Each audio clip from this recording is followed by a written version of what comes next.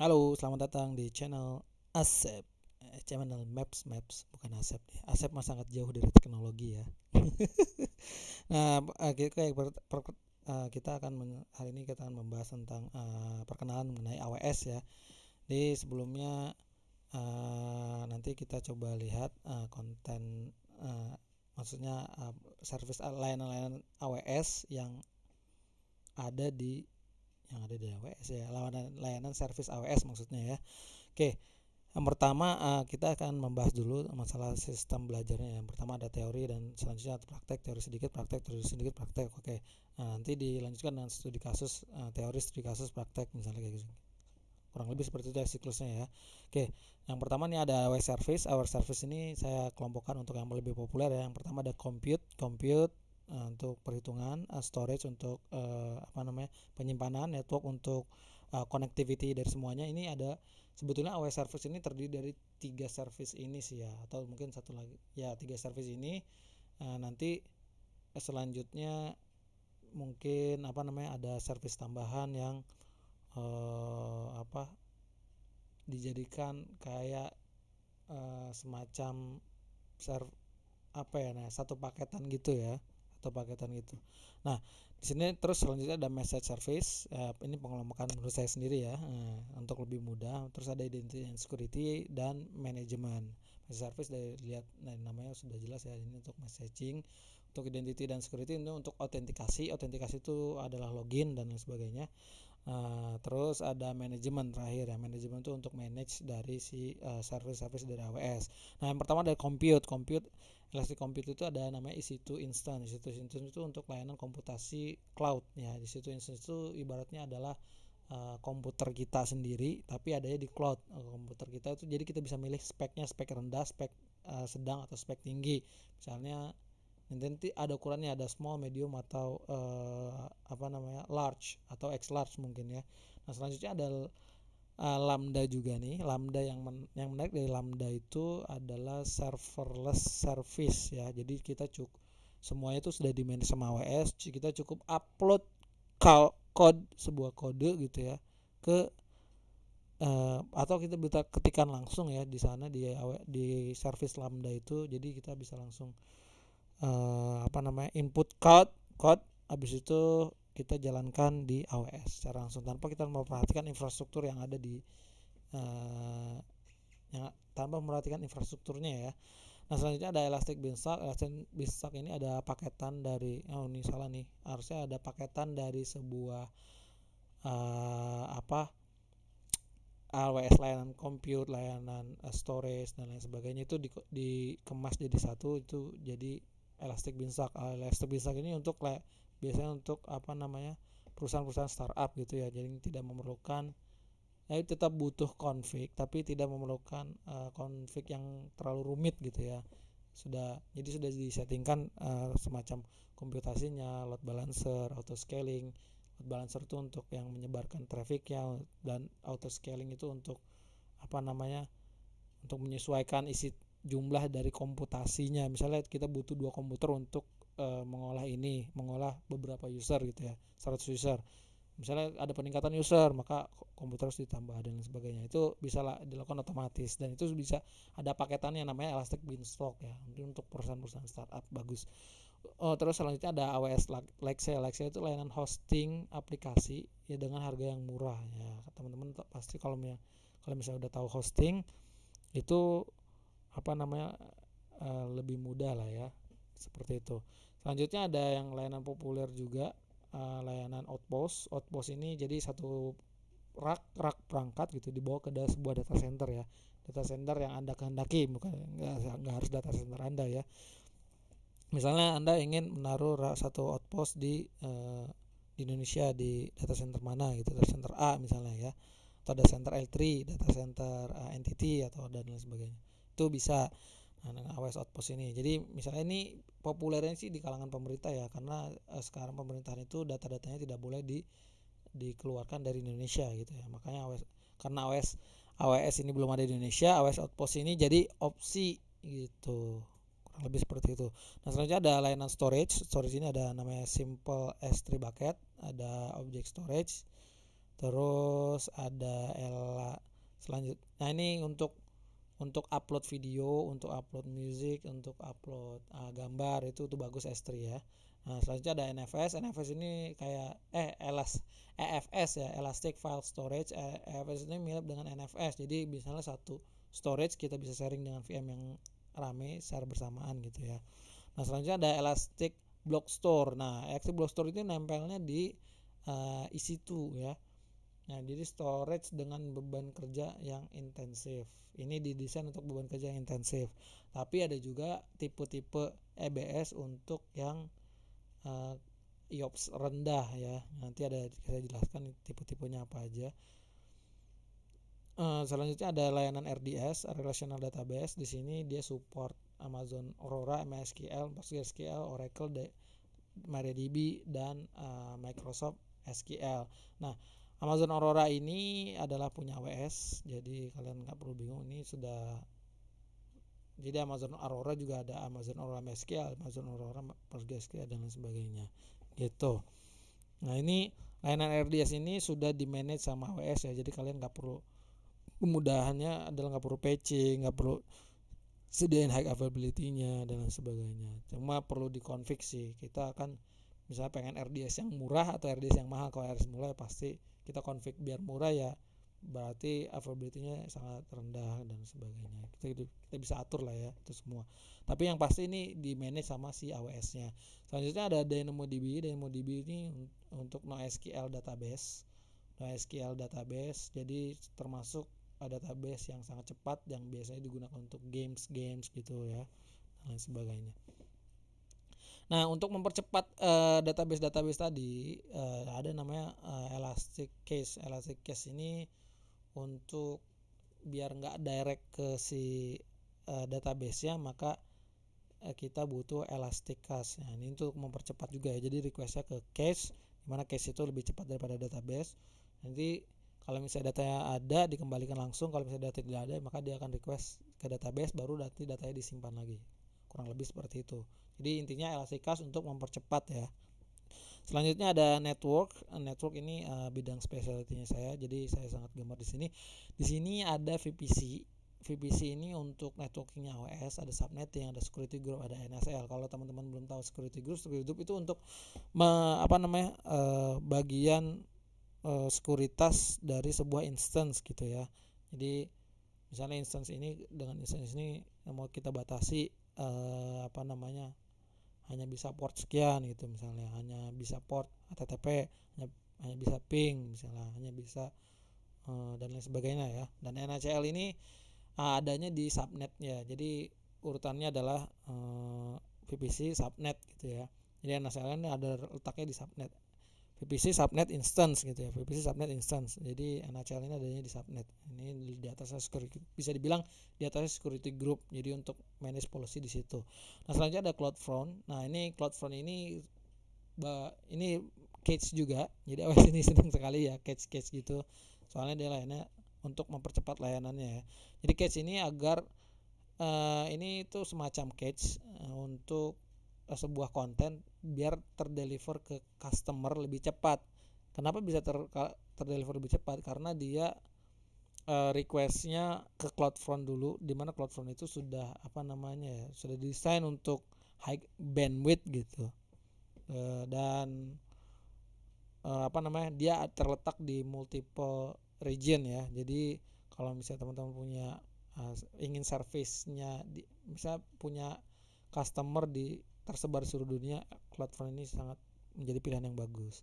Nah, selanjutnya ada layanan Route 53. Route 53 ini simpelnya ada layanan DNS di AWS. Kurang lebih seperti itu. Kita juga bisa daftar register domain di sini kalau nggak salah ya. Ya, bisa.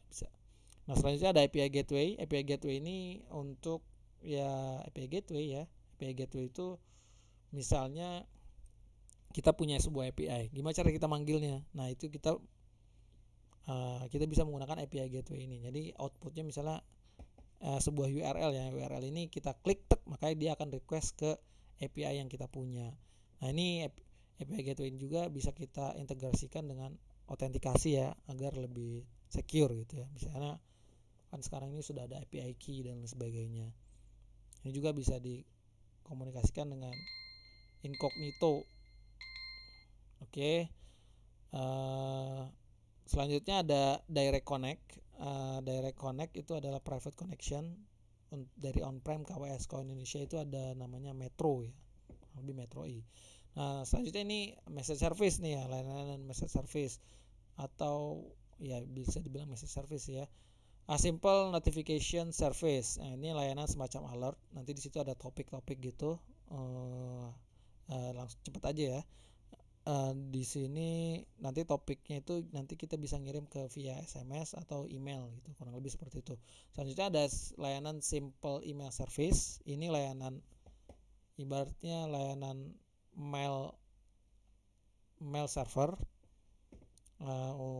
dengan reputasi tinggi. Jadi misalnya kita mau ngirim sesuatu ya, mailbox lah ya, mailbox.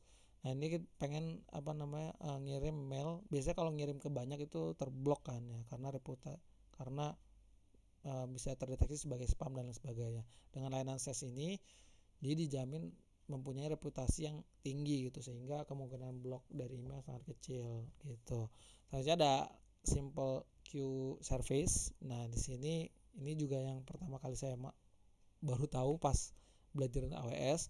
Itu layanan queue service untuk menahan spike pada aplikasi ya. Jadi kita requestnya itu nanti kita buat ke SQS dulu.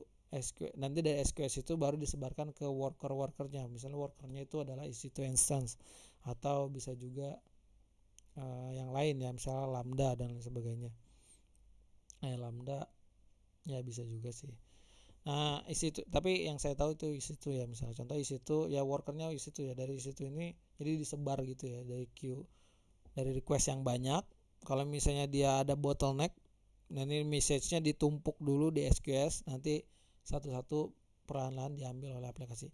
Nah ini bisa dibilang ini untuk menahan cost juga ya. Jadi misalnya SQS ini kita ada penerapan di Inverk itu ada auto scaling itu untuk membesarkan kecilkan EC2 instance ya, jumlah EC2 instance. Nah jumlah EC2 instance-nya kita bisa atur biar enggak lebih stabil gitu ya, di misalnya di konfigurasinya 2 VM ya, 2 VM terus, dengan kita bisa menggunakan sisipkan SQS di sini gitu, nahan cost gitu ya. Selanjutnya ada identity and security. Nah ini ada IAM, ini untuk manage user dan policy-nya ya. Jadi misalnya kalau kita buat AWS account itu namanya root account, nah sub account-nya itu namanya Identity Access Management atau IAM gitu ya. Simpelnya seperti itu. Nah selanjutnya ada AWS WAF. AWS WAF itu ada layanan WAF di AWS. Kalau teman-teman belum tahu, WAF itu adalah Web Apache Firewall. Dia untuk mencegah eksploitasi umum pada web ya. Misalnya ada SQL injection dan lain sebagainya gitu. Nah selanjutnya ada AWS Shield.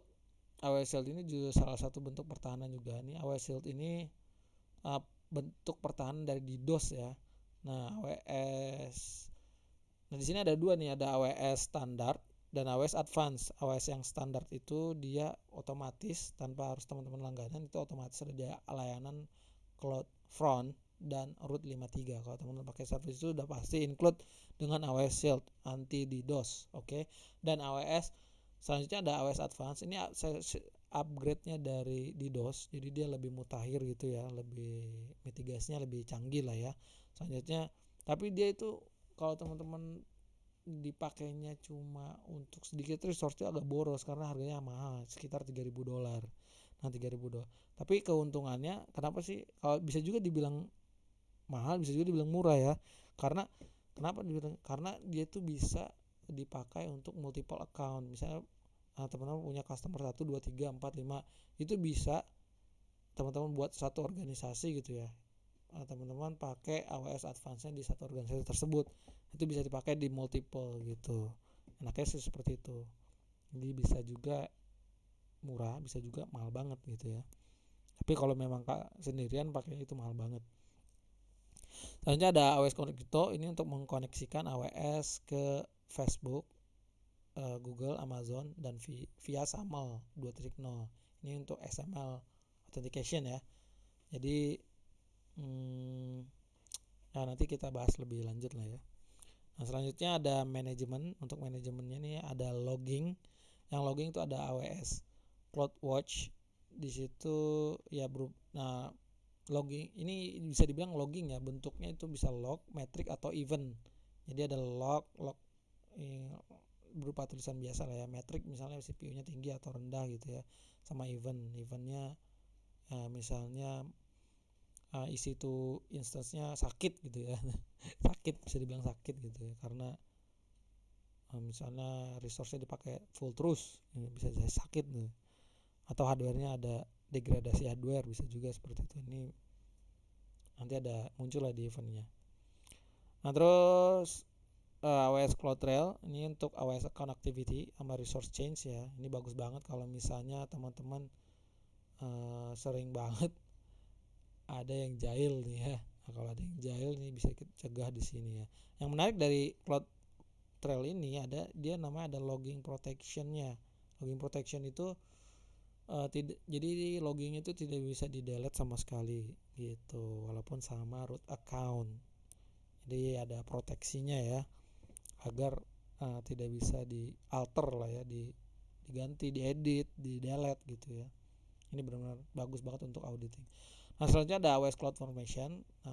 Alternatif dari AWS CloudFormation ini apa sih? Ini adalah template untuk membuat resources di AWS gitu ya. Jadi teman-teman misalnya punya pengen membuat web service misalnya ya, misal nah di situ dia butuh apa aja, butuh load balancer, butuh EC2 instance, butuh database, butuh VPC, butuh dan lain sebagainya ya, root 53 dan lain sebagainya.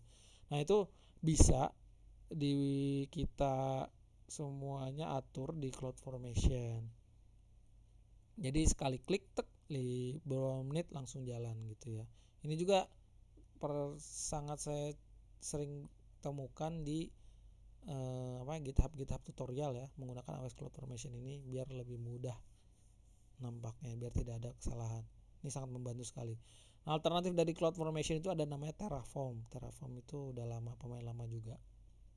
Jadi itulah alternatifnya. Terus selanjutnya ada AWS Config. Ini untuk audit konfigurasi. Ini bermanfaat sekali untuk kita komparasi konfigurasinya berkaitan dengan config history berarti ini ya.